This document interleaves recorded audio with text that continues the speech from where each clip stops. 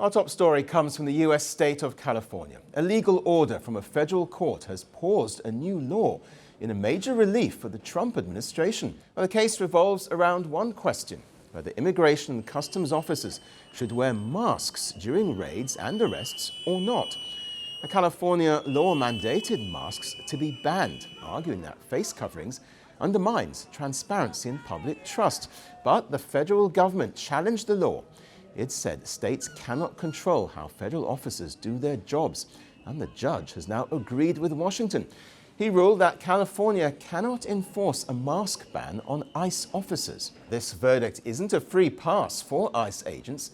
They're bound by another rule, a separate rule set by the court that requires officers to clearly display their agency name and badge numbers. When city after city federal agents arrive with their faces covered in broad daylight on ordinary streets, the federal government says masks are about safety.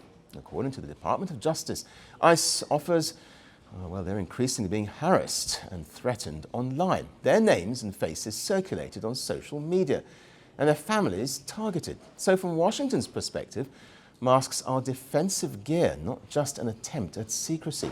And the issue has now moved beyond California to the US Congress.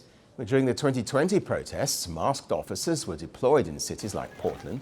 Congress stepped in and passed a law requiring clear identification. Now, that same issue has returned. There's no federal law that prohibits ICE officers from wearing masks.